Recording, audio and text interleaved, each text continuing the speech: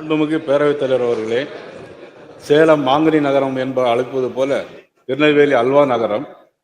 திருநெல்வேலி நெருக்கடியை தவிர்க்கின்ற பொருட்டு புறவழிச்சாலை அமைக்க வேண்டும் என்று கோரிக்கை விடுத்திருந்தேன். முதலமைச்சர் அவர்கள் தலையிட்டு புறவழிச்சாலை அமைப்பதற்கான ஏற்பாடுகளை செய்து கொடுத்தார்கள். அமைச்சர் அவர்களும் அதற்காக நிதி ஒதுக்கி முதல்கட்ட பணி நடைபெற்று கொண்டிருக்கிறது என்று நினைக்கிறேன். அடுத்து எவ்வளவு சீக்கிரம் முடிக்க முடியும் என்பதை மாண்புமிகு அமைச்சரை தங்கள் வாயிலாக கேட்டு அமர்கிறேன். மாண்புமிகு அமைச்சர்.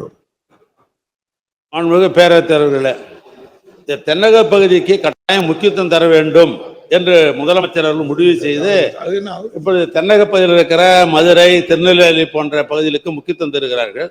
அந்த வகையில் தான் முதல் கட்டமாக இப்பொழுது புறவழிச்சாலை நடைபெற்றுக் கொண்டிருக்கிறது. இரண்டாவது கட்டத்திற்கு வேண்டிய புறவழிச்சாலைக்கு நிலையெடுப்பெல்லாம் முடிந்துவிட்டது.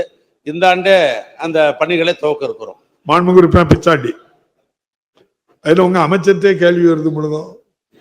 மாண்புமிகு பேரவைத் தலைவர்களே, என்னுடைய கீழ்பெண்ணாத்தூர் தொகுதியிலே மங்களம் அவலூர்பேட்டை வழியாக வந்தவாசி பகுதிக்கு செல்லக்கூடிய சாலை இருக்கிறது.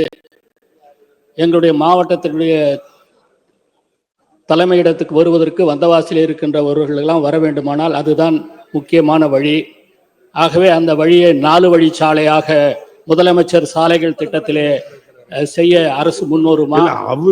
முதல்வர் சாலை அமைக்கும் திட்டத்தின் கீழம் எக்ஸ்பிரஸ் வேவை எப்படி மத்திய ஒன்றிய அரசு செய்கிறதோ அதுபோல எக்ஸ்பிரஸ் வே அமைப்பதற்கான செயற்குறிப்பு அரசிடம் உள்ளதா என்பதை அறிய விரும்புகிறேன்.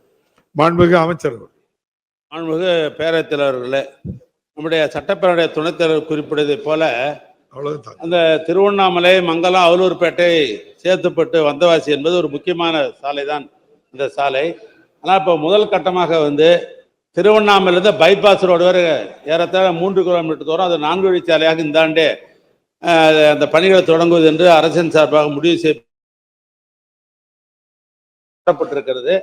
அதனுடைய தொடர்ச்சியாக இந்த ஆண்டு நிதிநிலைக்கு ஏற்ப தொடர்ந்து அது சேர்த்துப்பட்டு வரைக்கும் அந்த 4 வழிச்சாலை அது செப்ப நட முடியுமா என்பதை ஆய்ந்து அதற்கு முன்னுரிமை அளிக்கப்படும்.